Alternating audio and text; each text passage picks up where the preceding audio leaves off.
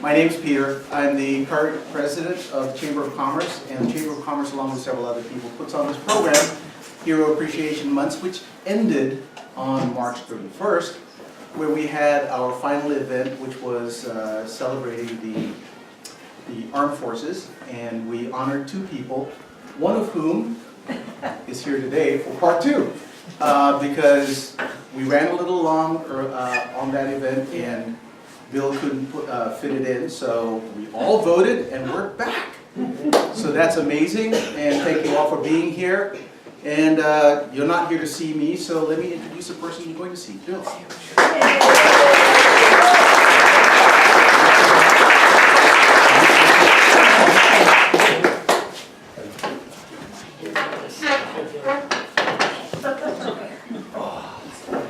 Well, thank you, Peter, and thank you, Leah. I really appreciate the opportunity to do this. Can we get the music? Yeah. There's music going on. Sorry. Take two. There's one more place in the front row. This is Bill is fair. Jazz is fair. Last year.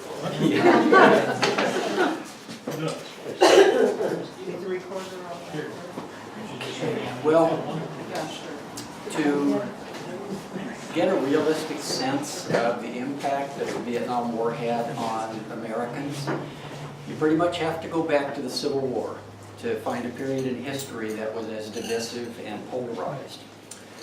But where the Civil War divided Americans along regional fault lines, the Vietnam War divided us along cultural and generational fault lines.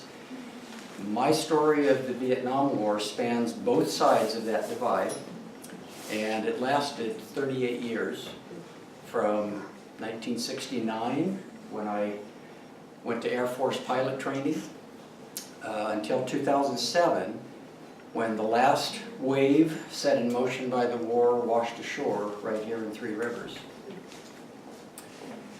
So before I start, I would like to dedicate this evening to my good friend, Michael Olecki.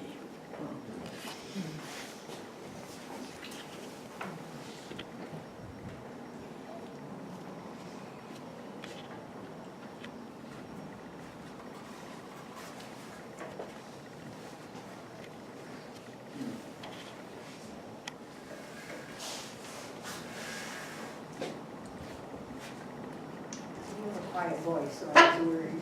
Yeah, I'll speak up.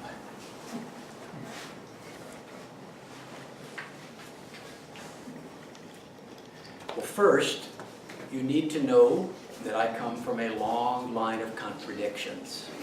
And those contradictions reach back 370 years almost to the founding of the American colonies.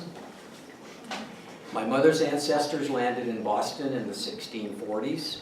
My father's ancestors in the 1660s, also in Boston. After the Revolution, both sides pretty much kept to the frontier. My mother's side trekking through Ohio and Indiana to Idaho, while my father's side took a more southerly route through Alabama, Oklahoma, and Colorado. Both sides ended up in Southern California at the beginning of the 1900s. And it is a gargantuan understatement to say that the two family trees were different.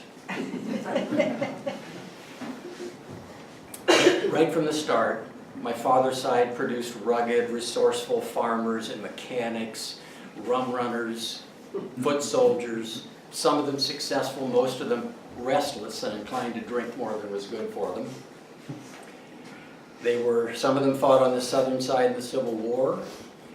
They were in the Oklahoma land rush, but were either too cheap or too poor to buy good horses. So they rode slow ones and almost came up empty-handed.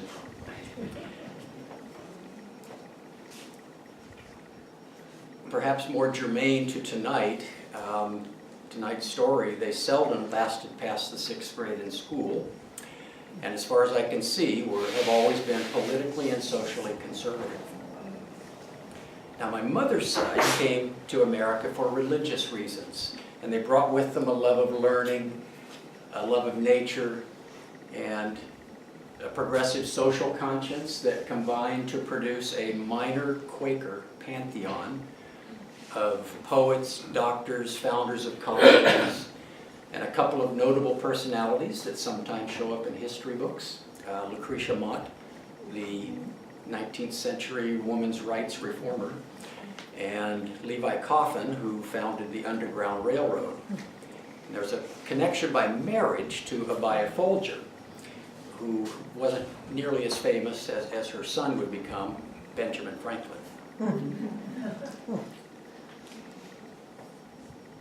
Now this ancestry matters to my story of the Vietnam War because 350 years of America's split personality flows through my veins as surely as the waters of the Mississippi and the Ohio flow through the veins of the nation.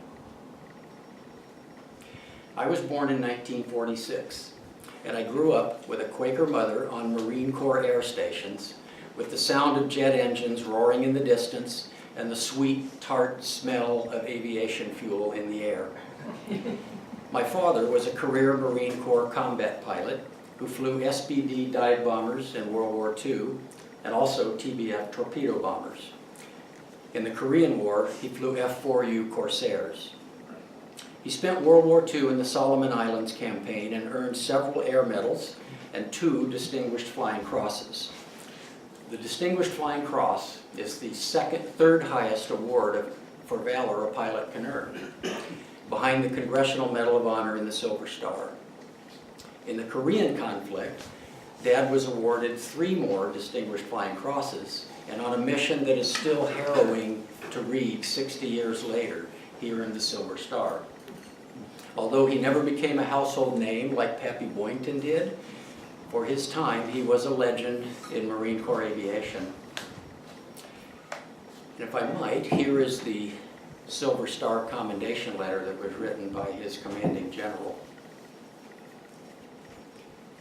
For conspicuous gallantry and intrepidity in aerial flight against the enemy during operations in Korea, Major Haxton engaged in a night intruder mission in the Singosan area of northern Korea on 27 September 1951.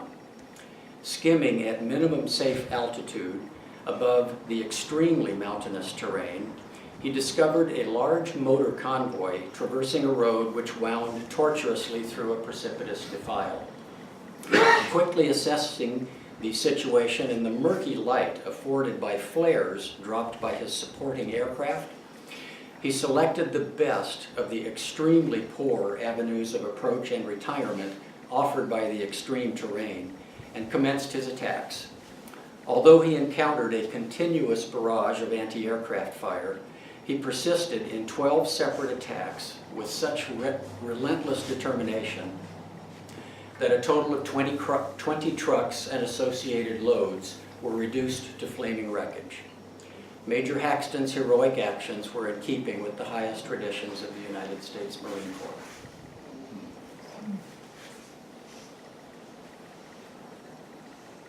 Dad was a born warrior, but he had another side too. In the first days after the end of World War II, he was assigned to an air cover mission over Tokyo Bay. Peering over the edge of the cockpit, he could see beneath him on the waters of the bay dozens of gray American warships, and in their midst the USS Missouri, where Admiral Nimitz and General MacArthur had met Imperial Japanese staff for the signing of the formal peace that ended the war. Circling high overhead, Dad surveyed the vast undulating jumble of buildings that was Tokyo. The city climbed to the base of Mount Fuji and stopped. Great sections of the city had been burned out by bombing, and the open places showed up black. Smoke rose from dozens of fires that were still burning. Dad would not have traded places with anyone in that moment, not even to be an eyewitness on the deck of the Missouri. In addition to the aerial presence, American commanders wanted a presence on the ground too. Hundreds of soldiers in 3-man teams motored ashore to wander the streets of Tokyo in uniform, an unambiguous show of force during the pacification period from war to a stable peace. Each man was armed with a .45 caliber pistol in a black holster, was given a canteen of water and a sack lunch containing a couple of sandwiches, a piece of fruit, and a candy bar. Dad was part of one of those teams. He and 2 other men prepared to step out of the launch onto the wharf. But first, they were each handed their pistols in the black holster and their paper bag lunch. Dad would not take the pistol. "The war is over," he said. "I'm not going to shoot anyone." The others insisted, but Dad shook his head and firmly said no. Years later, I asked him about this. "I didn't see the point in it," he said. "The war was over, we had won. Losing was shame enough." With their brown bag lunches in their hands, the 3 men entered the decrepit maze of streets and wandered along the alleys along the waterfront and began working their way toward the interior of the city. They walked for about half an hour, Dad in silence while the other 2 joked and guffawed and bragged about the American victory. Dad was appalled at the destruction and the poverty. Almost immediately, the 3 Marines found themselves at the head of a pack of smudged, emaciated children who were tentatively working their way closer to beg for food. Dad's team kept walking until one of the children dashed forward and tried to snatch the lunch bag of one of Dad's companions. The man swung his brown bag high in the air, unstrapped his holster, and drew his .45. Dad was furious. "God damn it, put that away." Even with a gun waved at them, the children did not back away. They were starving. Nearby was a long flight of steep steps ascending to a temple. Dad sat on the bottom step, opened his lunch bag, broke his sandwiches into pieces, cut his apple into wedges, and handed them out to the children. The other 2 Marines held their lunches above their heads to keep them out of reach of the tiny, grabbing hands. At the top of the steps, a robed Shinto priest watched the little scene below. He considered for a moment, then called down. The children, the 2 Marines, and my father looked up. Seeing the priest, the children ran off. The priest beckoned with his hand. Dad rose to his feet and started up the steps behind the other 2 Marines. The priest signaled, "Stop," pointed at the 2 armed Marines, and waved them off. They returned to the bottom of the steps. The priest motioned my father to continue up. Dad climbed the steps to a stone plaza, where the priest took him by the hand and led him into the temple. Inside, they did not speak. The priest spoke no English and Dad spoke no Japanese. The priest quietly and with great presence led Dad farther into the temple to a shrine deep inside. With both hands, the priest, as if carrying out some ancient ritual, slowly picked up a 3-inch porcelain doll dressed in elaborate silk robes. The priest gestured for Dad to hold out his hands. With his head bowed, the priest placed the doll in Dad's 2 hands, then devoutly folded Dad's hands around it, a priceless gesture from a conquered priest to a consummate warrior. The priest held Dad's hands like that for several moments. Then he stood back, put his hands on Dad's shoulders, nodded, smiled, and led Dad out of the temple into the bright sunlight at the top of the long flight of steps descending back to the street. In this way, in the short span of 10 minutes, an American warrior and a Japanese holy man reached across a cultural abyss to start the long process that would bring healing to the deeper and more lasting wounds of war. That doll now rests in an important place in my living room, along with an old fading black and white photograph of Dad at the foot of the shrine steps. Dad raised his children to love America as he did. His patriotism, though, was of the older kind, quiet and reverent, committed to the deeper sacred meaning of the ideals embodied in the Declaration of Independence and the Constitution. But as a child, my patriotism and the patriotism of my friends ran less deep, more along the lines of the tribal chants we hear today. USA, USA. Our fathers were our heroes. They had performed deeds that would have shone brightly in any Homeric or Viking saga. Heroic actors in the movies, we knew in our hearts that those heroes were second tier. Our fathers exceeded them at every turn. In the stern yet intimate Marine Corps environment, my love of family got stirred in with my love of the Marine Corps and my gallant love of country, and it all blended together and felt like one and the same thing. As often as not, my boyhood plays centered on imaginary battles that tapped into these glorious self-sacrificial feelings. Our fantasized heroics were stupendous. Because God was on our side, our guns never ran out of ammunition, and our wounds healed miraculously, even before we hit the ground. Against overwhelming odds, we always won. You could call this my Rambo phase of patriotism, appropriate for 8 to 10-year-olds and right in line with the mood of the 1950s. For most of my life, I had grown up, like most of us probably did, with a visceral revulsion for communism.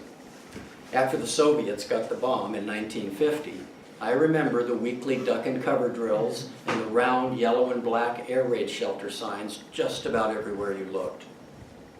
Communists were the enemy and they had to be stopped. Everywhere. When I graduated from college in 1969, Vietnam was the latest front in that 25-year-old struggle. That September I entered Air Force pilot training, partly because I truly wanted to fly, partly because I wanted to do my part, and partly to keep the tradition of military aviation alive in my family. Pilot training lasted a full year, a very intense 12 months. During this time, the My Lai massacre occurred and the shootings at Kent State, both of which drew the Vietnam War into even closer scrutiny at the national level. As bad news about the war continued to surface, I deflected it, preferring to believe the proclamations of my government over CBS News and the New York Times. I didn't dwell on the negative reporting about the war because I believed in the war, but I had become aware that Vietnam bore no resemblance to World War II. I graduated from pilot training in 1970. My father came to Texas to attend the graduation ceremony. The pride he felt in me was overwhelming, and I felt enormous pride to know that I was his son. While he was there, I introduced him to Ahmad Sarvi, an Iranian pilot sent to be trained in the States by the Shah. Ahmad had become my best friend. By this time, even though I believed in the war, I knew I did not want to kill anyone who was not directly threatening my country, a sentiment Ahmad shared for his country. After receiving our wings, we drifted away from the crowd of celebrating pilots and strolled among the jets parked on the flight line. There, we pledged to each other that, if we could avoid it, we would not shoot at anyone. Ahmad returned to Iran. We would exchange letters for the next 5 or 6 years. To make good on my pledge, I chose to fly jet transport planes rather than fighters. My assignment took me to Travis Air Force Base near Sacramento, where I'd be flying the C-141, a 4-engine aircraft about the same size as the Boeing 707.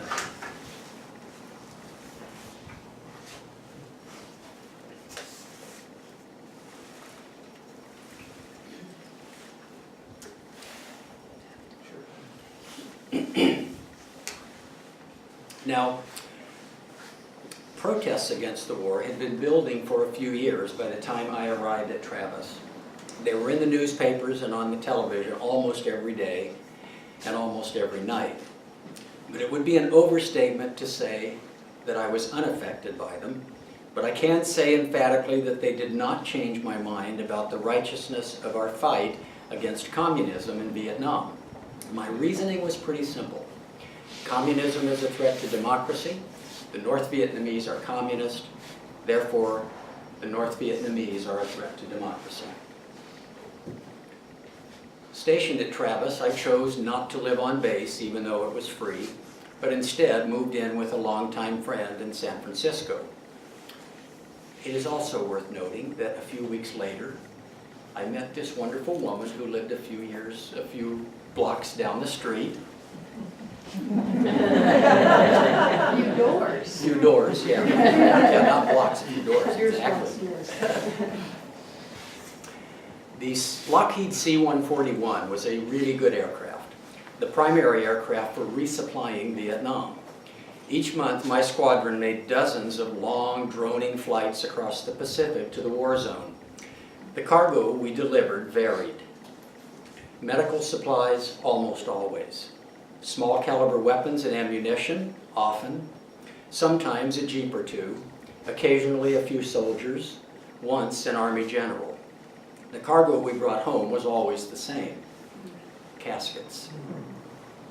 Even though President Nixon had been elected primarily because of his promise to end the war, it became abundantly apparent that our cargo manifests were telling a different story. A different story was also being told by our conversations with American pilots stationed at airfields in Vietnam. It's true that the number of ground troops were being reduced, but the bombing campaign had tripled or quadrupled to inflict so much pain on the North Vietnamese that they would be forced to the peace table on our terms. Regarding the news, most Americans trusted Walter Cronkite, and I did too. As his questions about the war mounted, I realized that I needed to think more deeply about it. I knew that America was supporting a non-communist government in South Vietnam, but I did not know until Cronkite reported it that President Tu was a far more brutal dictator than Ho Chi Minh had ever been. It had become clear to me by May of 1971 that the American people were not being truthfully informed of what was going on in Southeast Asia. Even though Nixon vigorously denied the bombing of Cambodia, I knew from the pilots who had dropped bombs there that he was being untruthful. Still, despite all of this, I continued to believe in the global struggle against communism. My personal perspective on Vietnam, however, shifted dramatically after one particular mission in which my C-141 returned 6 caskets to America. I had been in the cockpit for 3 hours after taking off from Cam Ranh Bay when the second pilot tapped me on the shoulder to relieve me. I was stiff from sitting and backed down the ladder into the cavernous bare metal fuselage where cargo was carried. I walked past the 6 caskets to the back of the plane and turned around. I had flown caskets back to the States several times, but this time was different. I found the name of the nearest casket. It read, "Unidentified remains." The second casket, the third, all of them contained unidentified remains. The families of these young men would never know. I climbed back up to the cockpit, lay down in the off-duty bunk, and wondered if these deaths were justified by a war that every week appeared less and less winnable. I asked myself, what are we doing here? Anne had taken me to a couple of anti-war marches in San Francisco, but I felt uncomfortable there. The marches were peaceful, and even though I looked every inch military, I was accepted without question. It wasn't that.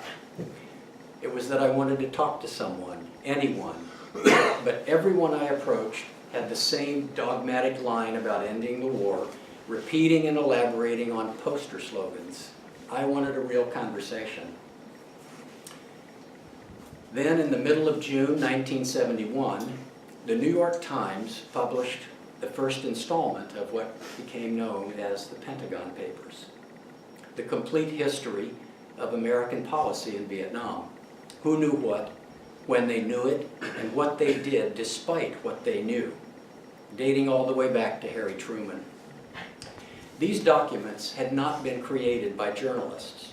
They had been created internally by the State Department, by the Department of Defense, by the CIA, by presidents of the United States, the very people who were conducting the war. These were their documents, and they confused me profoundly.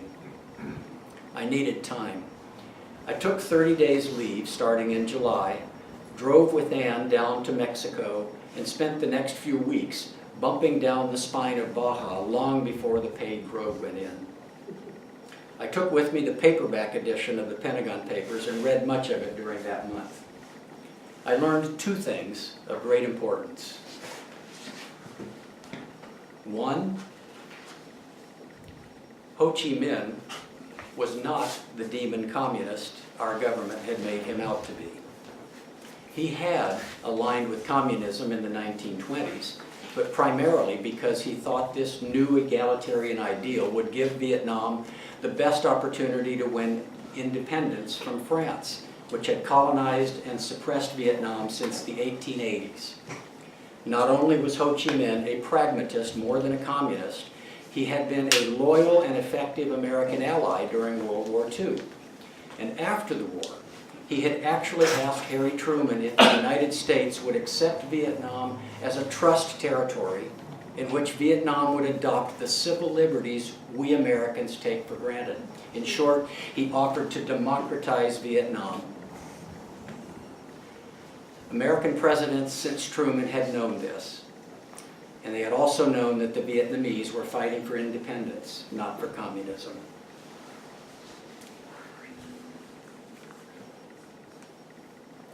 The second revelation had to do with the Gulf of Tonkin incident. Here, analysis of the reported Vietnamese gunboat attacks on the USS Maddox on August 2nd and August 4th, 1964, took a single small grain of truth and warped it into a mountain of fabrication. The August 2nd attack actually had occurred, but the Maddox had knowingly penetrated deep into Vietnamese waters to provoke the Vietnamese response, which turned out to be a few ineffective PT boat torpedoes, all of which missed. The August 4th attack, reported to be much larger and much more sustained with many more torpedoes, the attack, by the way, that President Johnson used to justify the buildup of the war, did not occur at all. An inexperienced sonar technician had mistaken the sound of the Maddox's own propellers for Vietnamese weapons in the water, and kept hearing them repeatedly for 2 hours, reporting them over and over as torpedoes. The skipper of the Maddox learned about the mistake a couple of hours later and sent cables to Washington, D.C. to inform the president that the initial report of the attack was wrong. President Johnson ignored the skipper's correction and used the non-existent attack to vastly enlarge the war. The ironies here are multiple and tragic. The United States, on this false pretense, sent 500,000 American soldiers and hundreds of warplanes to Vietnam, where far over 1 million people were killed to prevent communism from spreading in a country that had all but begged to enter the American sphere of influence.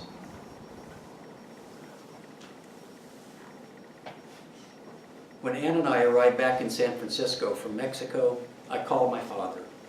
I told him what I had learned about the war and that I didn't think I could continue to support it. He said I could disagree with it all I wanted, but I was a soldier and it was my duty to follow orders. I knew that.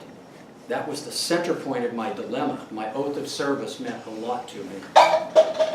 But I could not deny that the Pentagon Papers were facts which contradicted everything I believed about the war and much that I believed about American virtue and common sense.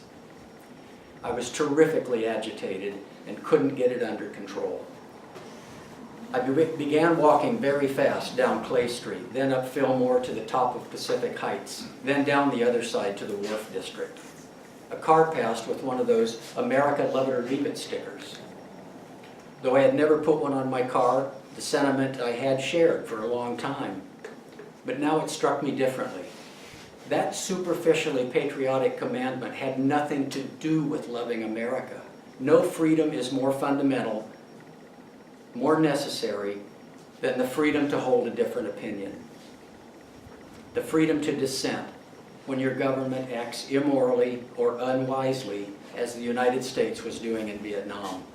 Not only is dissent patriotic when America goes wrong, it is a duty of the most sacred kind to dissent. Even with that, failure to dissent when dissent is justified may be forgivable, but calling dissenters un-American and commanding them to leave the country is not. Finally, when I weighed in the balance the duty to my oath against continuing an unjustifiable fabricated war, I realized that by refusing to support the war, I was not breaking the oath, but upholding it. The oath of service does not require blind obedience to immoral acts. In fact, it prohibits it, as many German officers learned at the Nuremberg trials. I took myself off flight status and requested discharge from the Air Force as a conscientious objector. From that moment forward, for the next several months, my father and I argued viciously over the war, over military duty, over what I was doing. We said things to each other that could not have been more hateful. I called him a bloodthirsty warmonger, and he called me a sniveling coward.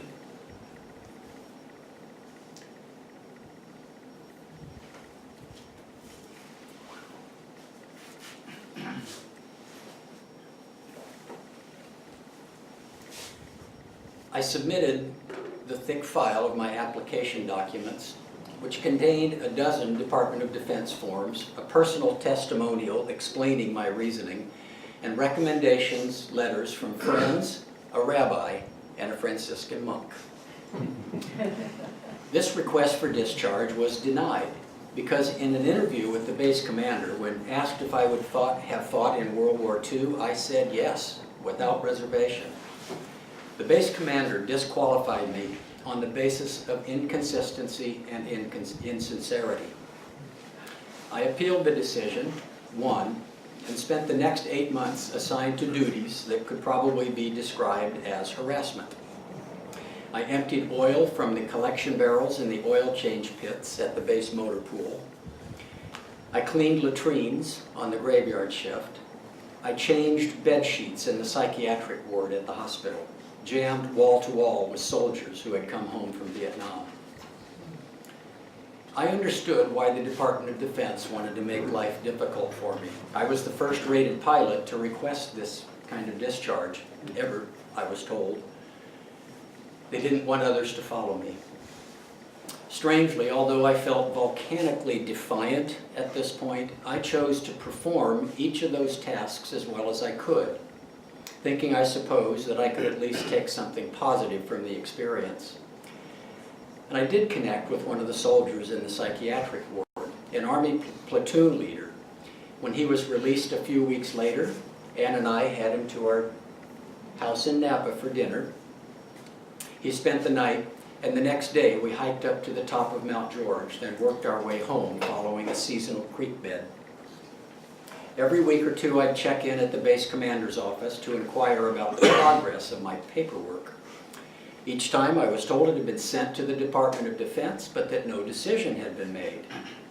Finally it dawned on me that the paperwork had disappeared, that the Air Force was going to keep me in limbo forever, quiet and invisible. An opportunity arose to force the issue. I had become more active recently in anti-war protests and was asked to speak at a Saturday rally to be held just outside the main gate at Travis Air Force Base. I said I'd do it. I figured someone from the base might see me on the temporary stage speaking into a microphone and report me to the base commander, which is what I wanted. But even if no one recognized me, the rally organizer had promised to make the fact known to my superiors. When I arrived, a wall of television cameras crowded around the foot of the stage. I read my statement, very short, then went home. The base commander saw me on the evening news. 3 days later, the Department of Defense found my paperwork and approved the discharge. My discharge hurt my father deeply. He never, and Mo will understand this, he never attended another annual Marine Corps ball. He stopped playing golf with his friends who were also Marine Corps aviators. And despite my efforts to reconcile with him, he refused to talk to me for the next 15 years. And this hurt me deeply. But eventually, as more and more about the Vietnam War became public knowledge, he moved in my direction and I moved in his, and we did reconcile in 1987 in Boston. Walking along Newberry Street, he surprised me when he put his arm around my waist. I put my arm over his shoulder and said, "Dad." He said, "I know why you did what you did. I wouldn't have done it, but for you it was different. Vietnam was not the same as World War II." We walked a couple of blocks in silence to the giant bronze statue of George Washington mounted on his horse at the edge of Arlington Garden. I nodded at the statue and said, "I'd have fought in that war." Dad said, "Me too." I said, "Maybe we would have shared a foxhole." "I'd have liked that," Dad said. After a moment I said, "When we were arguing, I said things about you I didn't believe, even then." "Well, I believed what I said about you," Dad said.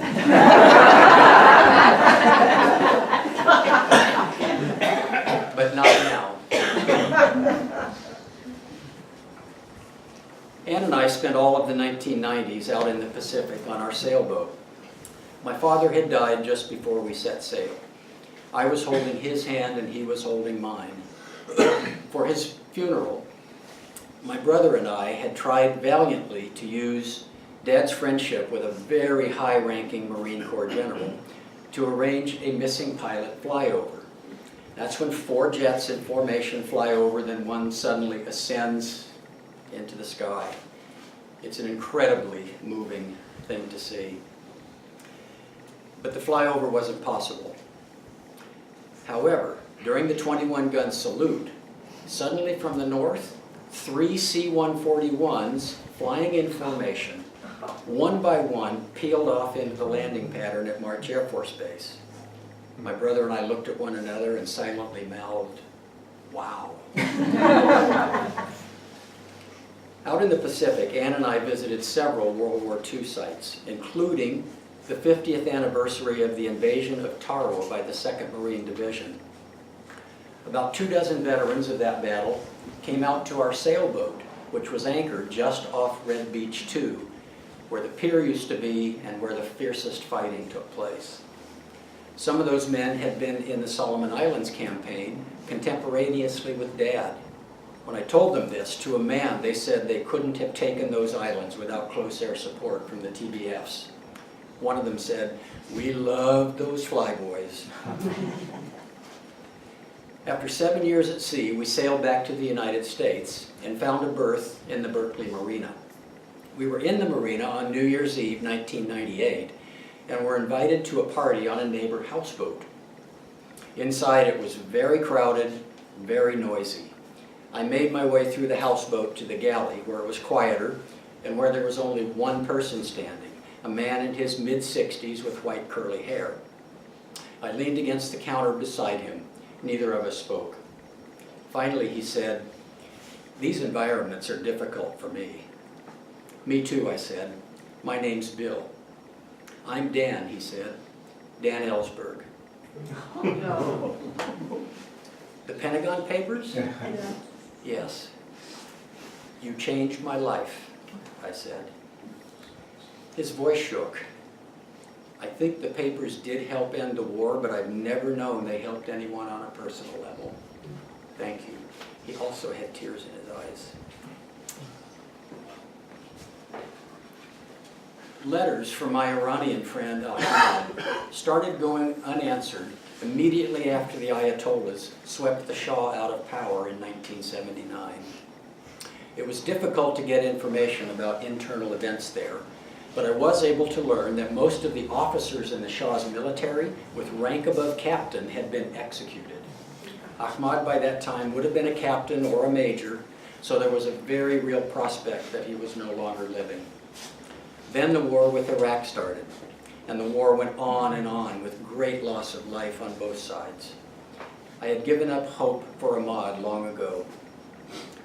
One evening in 2007, the phone rang. "Is this Bill Haxton?" It sounded like a marketing call from a foreign country. Yes. "Is this the Bill Haxton who was at Webb Air Force Base?" I recognized the voice. "Ahmad, is that you? Where are you? I thought you were dead." His English was accented but nearly perfect. "I am in San Jose. I am with my nephew. How far is Three Rivers?" 4 hours south, I said, "but stay where you are. I will start driving in 15 minutes. "No, we are now in the car." We arranged to meet at the Holiday Inn Express, now Comfort Inn. Ahmad would call me when he reached Visalia. A little after 11, I watched a minivan pull into the Holiday Inn parking lot. Ahmad got out of the passenger seat, I got out of my truck, and we walked quickly toward each other. Ahmad stopped right in front of me. "I didn't shoot at anyone," he said. I didn't either. He and his nephew spent the night. Ahmad and I sat outside on the terrace, far into the night, learning about each other's lives. When the Ayatollahs had taken control, Ahmad was indeed a major and had to flee Tehran in disguise. He lived incognito in a small cabin on the Caspian Sea for 3 years, covertly supplied with food, books, and clothes by his wife and his friends, until the Ayatollahs realized they could use his skill as a pilot in the war against Iraq. There he flew medical evacuation transports. I offered to help him emigrate to the United States, but he said he had already started the decade-long process and that he'd wait. He is due to be approved to emigrate legally from Iran to the United States later this year. Wow. Yeah. As Ahmad drove away to return to Iran, I knew it was over, finally, that the last wave set in motion by the Vietnam War had washed ashore in my life and had gone. So.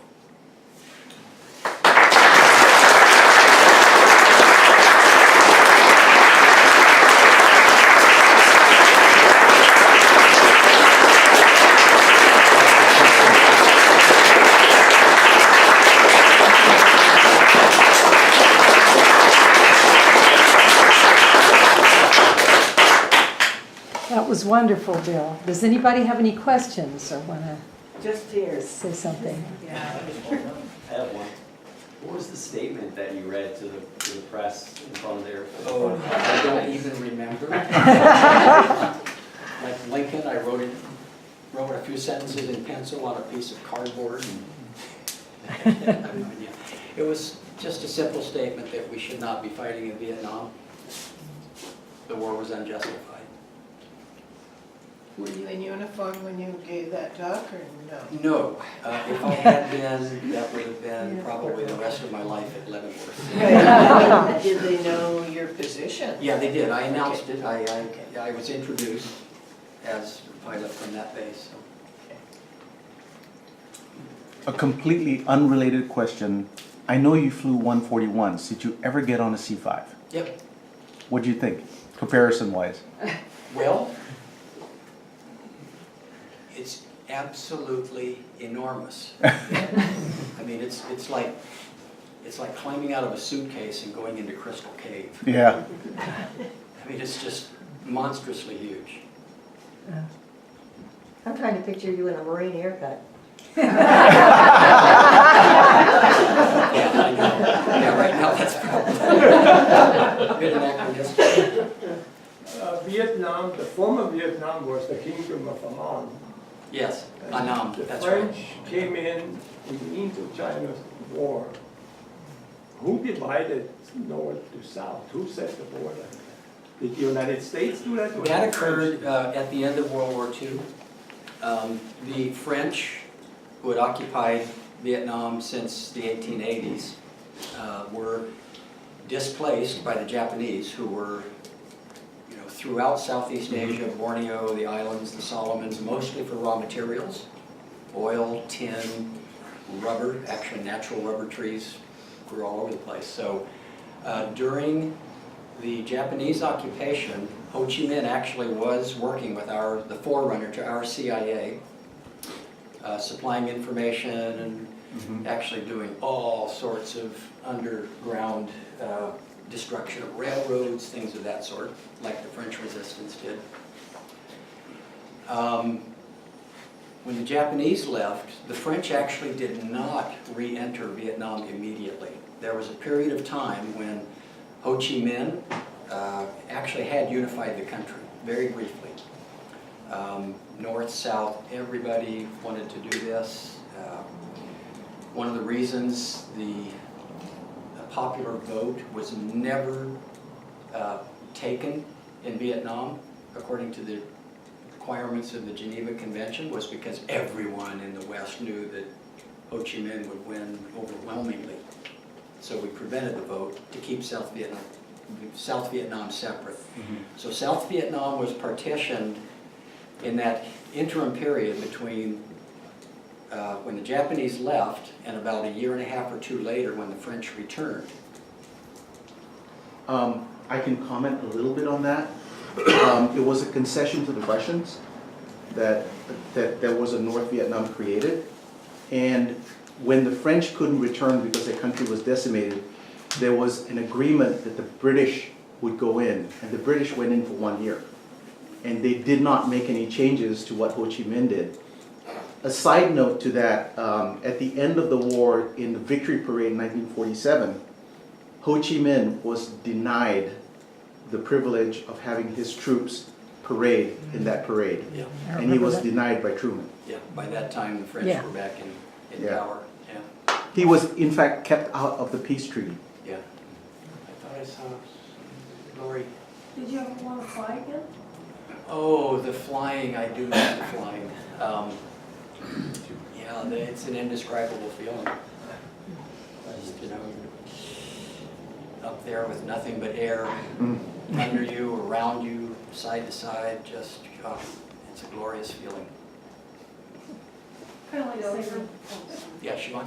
Your mother had a Quaker background, you Yeah. said. What was her stance during this time period when you were Well, against the- my mother was, I think what you'd have to say she was a secular Quaker. She was just an extremely kind and compassionate and empathetic person. But she did not object to the fighting in World War II, and she did not object to the fighting in Vietnam. So did your communication keep up during that 15 Well, they did. My mother, when my father and I, you know, ended up just really at loggerheads. My mother kept trying to keep things together, but boy. My dad had well, we both had fairly strong personalities. She did not have a chance. Are you in touch with Ahmad right Yes. now, and everything's still on track? It is, yeah. We exchange emails, I'd say, about 3 or 4 times a year. I have to be very careful what I email back to him because I'm quite certain his emails are being previewed before he Does gets he them. know where he's going to move to? Yeah, he's got lots of family in the San Jose area. Not Three Rivers. I don't get it. I would love it. I would love it. Yeah. Mona? I just wanted to thank you for inspiring me and giving me a little kick in the behind. My friends have been telling me I should write about my experiences as the daughter of an Army officer who had all of his brothers were in World War II. My brothers were both ROTC guys and ended up in the Air Force. My brother flew a B-52 in Vietnam. Our 2 cousins were brothers. One was protesting the war in Washington, D.C. The other was flying a fighter plane. And the one who was the protester ended up marrying a Japanese woman and spent his life as a professor of English and Japanese literature. So there's a lot to tell about feelings Yeah. and family, and you really made me, it was just wonderful and moving, and Well, you made me, given me a kick in the. Just start, anyway, but I yeah, have it's to a warn long you. project.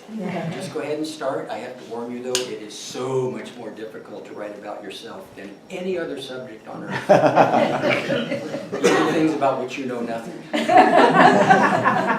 Well, the problem is, I don't know, I know the experience as an Army brat. I went to 12 schools in 12 years. Yeah. So, but I don't know about being in the military, but a lot of the repercussions on the families and so on. Yeah. Danny? You walked right into it. Have you considered writing a book about this? Well, this, yeah, Quite a this story. is, yeah, I'm in it. It's taken a long time to really get going, but yeah, I'm probably beyond the midpoint now. Yep. Bill? James? Yeah. Your feelings about communism, they were fairly deep and clear. How have those changed since then? Well, yeah, great question. I no longer demonize that particular social economic system. I think that truly free societies, bottom-up societies, have a lot more to offer the individuals who are part of bottom-up societies, liberating potential, human potential. I believe that occurs more readily in a bottom-up culture than it does in centrally managed cultures. So I would say no longer demonize communism, but I prefer the way of life that we have greatly. For everybody or just us here in the United States? Well, that's, okay, well. You don't have to go in there. No, actually, there's a fairly easy way to approach that.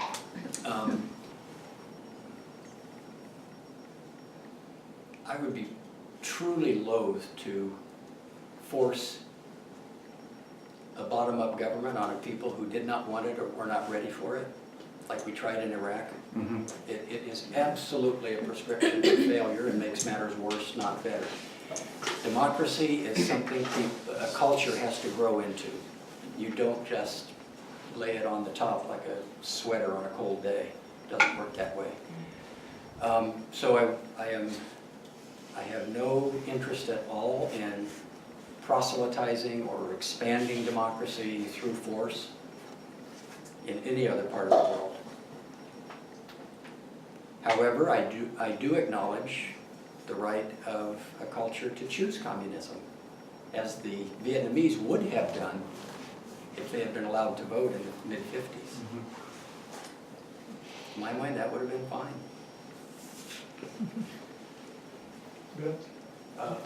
Oh, John, come back to you in a minute. Is there a comparison between Korea and Vietnam?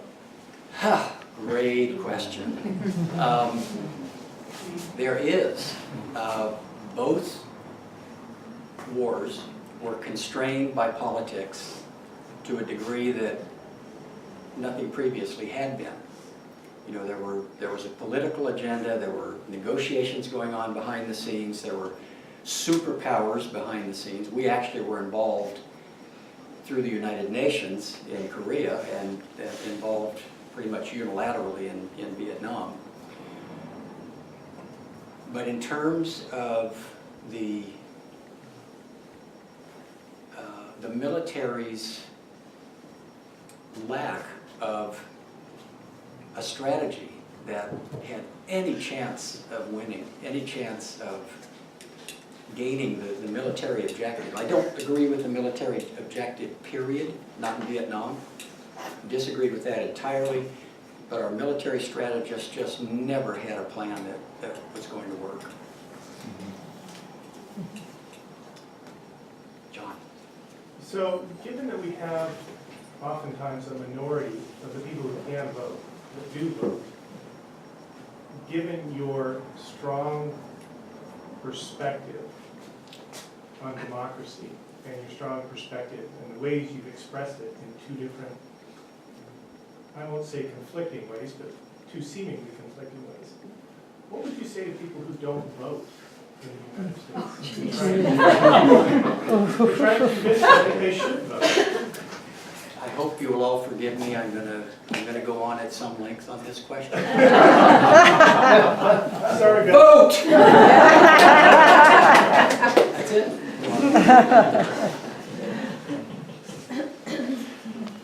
I have a general comment, and it's more a comment about Three Rivers than specifically in your environment. We have done this program for about 11 years, and we have worked our way from World War II through Korea, now through Vietnam, and we've actually honored veterans from Afghanistan and Iraq. And your father's experience in Japan is actually echoed by one of the people we honored, Norm Polly, who lived in Lemon Cove, who has since passed away. Norm Polly was the first American in Japan even before the war ended. He was one of the people charged by MacArthur to find a headquarters building in Tokyo before the actual signature of the end of the war. Norm was 40 feet away from MacArthur when he signed the peace. But Norm walked through Tokyo just as your father did, except it was before the signing of the peace, to find a building. And Norm's experience, much like Bill's experience, is being recorded and being donated to this museum, because Bill, much like Norm, much like all the veterans who served and now live in Three Rivers or have passed away after living in Three Rivers, represent the volunteer community that makes up our community of Three Rivers, Lemon Cove, and the larger area. Because this is a volunteer community, and Bill is a perfect representation of what Three Rivers is about. There's a lot Thank of you. love here.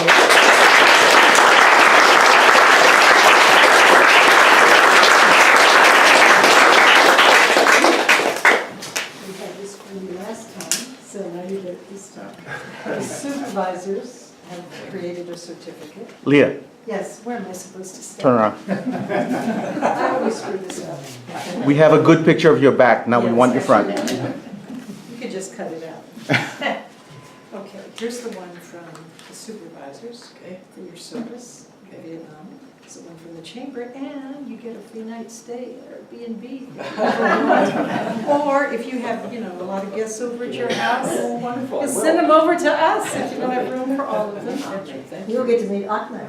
Yeah. Yeah. And then every year, some artist or artisan in town makes a unique piece of art for the program. And in the past, we have had it in metal, gourds, ceramic, glass, all kinds Fabric. of things. Fabric, yes. And this year, it's wood. Oh, nice. And often the artist wants people to know that they did it, but sometimes we get these anonymous ones, and this is one of the anonymous ones. So we don't know who to thank, but we really appreciate it. Explain the symbol. Oh, the logo for Heroes Month has a lady firefighter, it looks like a city cop and a Marine, to symbolize the three branches, the armed forces and the first responders that we honor during Heroes Month.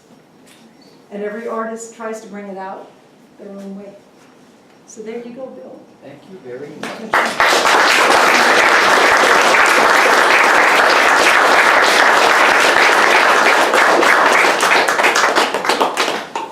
Did we make it to the end of the tape? Yes, we did. So thank you. We thank you, everybody, for being here. I know it's an exceptional extra visit. We have a little more wine, some beer, candy, chocolate-covered orange. Please help yourselves. Thank you so much for being here.